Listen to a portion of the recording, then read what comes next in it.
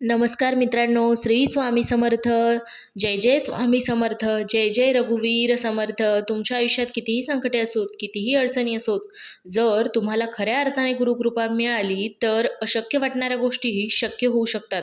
पण अनेकांना एक प्रश्न कायम पडतो, गुरुपौर्णिमेच्या दिवशी नेमकं काय करायचं, पूजा कशी करायची, संकल्प कसा करायचा, घरीच गुरुपद कसं घ्यायचं, कोणता मंत्र जपायचा, कोणता नैवेद्य दाखवायचा आणि कोणत्या चुका अजिबात टाळायच्या.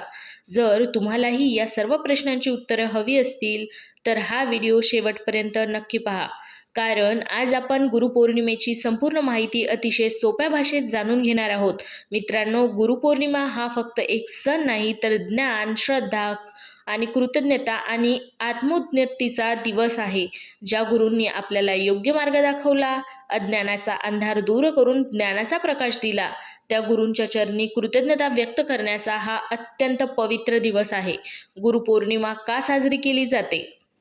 आषाढ महिन्यातील पौर्णिमेला गुरुपौर्णिमा साजरी केली जाते. या दिवशी महर्षी वेदव्यास यांचा जन्म झाला अशी परंपरा मानली जाते. त्यांनी वेदांचे विभागीकरण केले, महाभारताची निर्मिती केली आणि अनेक पुराणांचे ज्ञान जगाला दिले. म्हणूनच त्यांना आदिगुरु मानले जाते आणि या दिवसाला व्यास पौर्णिमा असेही म्हणतात. गुरूंचे महत्त्व. आता आपण जाणून घेऊयात गुरूंचे महत्त्व. भारतीय संस्कृतीत गुरुला देवापेक्षाही श्रेष्ठ स्थान दिले जाते. कारण देवाची ओळख करून देणारेही गुरुच असतात. गुरुर ब्रह्मा गुरुर विष्णू गुरुर्देवो महेश्वरः गुरुर साक्षात परब्रह्म तस्मै श्री गुरुवे नमः. या श्लोकाचा अर्थ असा आहे की गुरु म्हणजेच ब्रह्मा, विष्णू आणि महेश यांचे स्वरूप आहेत. गुरु हे साक्षात परब्रह्म आहेत. अशा गुरूंना माझा नमस्कार. या दिवशी साधना विशेष फलदायी का मानली जाते?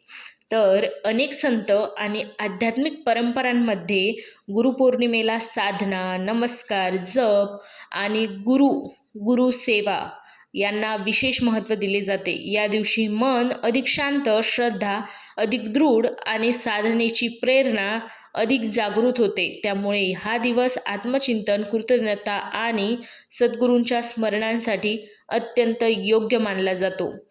स्वामी समर्थ भक्तांसाठी विशेष संदेश. जर तुम्ही श्री स्वामी समर्थ महाराजांचे भक्त असाल तर हा व्हिडिओ किंवा हा दिवस त्यांच्या चरणी मनापासून प्रार्थना करण्याचा आहे. स्वामींना आपले सद्गुरू मानून श्रद्धेने नामस्मरण, सेवा आणि प्रार्थना केली तर मनाला शांतता, धैर्य आणि योग्य मार्गावर चालण्याची प्रेरणा मिळते. भाग दुसरा. गुरुपौर्णिमेच्या दिवशी सकाळपासून काय करावे? संकल्प, संपूर्ण पूजाविधी.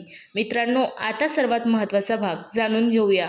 अनेक जण भक्तिभावाने गुरुपौर्णिमा साजरी करतात, पण पूजेची योग्य पद्धत माहिती नसते.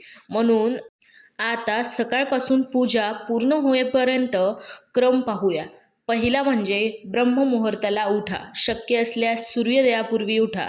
उठल्याबरोबर आपल्या सद्गुरूंचे श्री स्वामी समर्थ महाराजांचे किंवा आपल्या भगवान दत्तात्रेयांचे स्मरण करा. मनात म्हणा, हे गुरुदेव, आजच्या या पवित्र गुरुपौर्णिमेच्या दिवशी माझ्याकडून भक्तिभावाने पूजा व सेवा घडू दे. स्नान करून स्वच्छ कपडे, वस्त्रे परिधान करा. स्नानानंतर शक्य असल्यास पांढरे, पिवळे किंवा भगवे स्वच्छ कपडे परिधान करा. महिलांनी स्वच्छ साडी किंवा ड्रेस आणि पुरुषांनी स्वच्छ पारंपरिक वस्त्रे घालावीत. पूजा करण्यापूर्वी मन शांत ठेवा आणि राग, वाद, नकारात्मक विचार यांपासून दूर राहा. तिसरा, पूजास्थानाची तयारी. पूजेच्या ठिकाणी स्वच्छ पाट किंवा चौरंग ठेवून त्यावर स्वच्छ वस्त्र अंथरा. त्यावर आपल्या सद्गुरूंच्या श्री स्वामी समर्थ महाराजांच्या, भगवान दत्तात्रेयांचा किंवा महर्षी वेदव्यासांचा फोटो किंवा मूर्ती ठेवा. त्यानंतर एक तुपाचा दिवा किंवा तेलाचा दिवा लावा आणि अगरबत्ती किंवा धूप प्रज्वलित करा. आता चौथ्या भागामध्ये जाणून घेऊयात पूजेसाठी लागणारे साहित्य. हळदी कुंकू, अक्षदा, फुले किंवा हार, त्याच्यानंतर तुळशीची पाने जर तुमच्याजवळ उपलब्ध असतील तर, चंदन, फळे आणि नारळ, नैवेद्य. त्यानंतर पंचामृत तुमच्या इच्छेनुसार. जर तुम्हाला तुमच्या गुरूंचा अभिषेक करायचा असेल तर तुम्ही पंचामृत ठेवू शकता. आरतीचे ताट, सर्व साहित्य आधीच तयार ठेवल्यास पूजा शांतपणे करता येते. 5वा, संकल्प कसा करावा. उजव्या हातात थोडे पाणी, अक्षदा आणि फूल घ्या. मनात आपल्या कुलदैवत, इष्टदेवता आणि सद्गुरूंचे स्मरण करून असा संकल्प करा. संकल्प असा करा. आज आषाढ पौर्णिमेच्या या पवित्र दिवशी मी श्रद्धा, भक्ती आणि कृतज्ञतेने श्री गुरुपौर्णिमेच्या पूजा करीत आहे. माझ्याकडून ही पूजा शुद्ध भावनेने पूर्ण हो. माझ्या कुटुंबावर सद्गुरूंची कृपा राहो. सर्वांचे आरोग्य, सुख, शांती आणि समृद्धी लाभो. ओम तत्सत्य. यानंतर हातातील पाणी खाली सोडा. पूजेचे क्रम.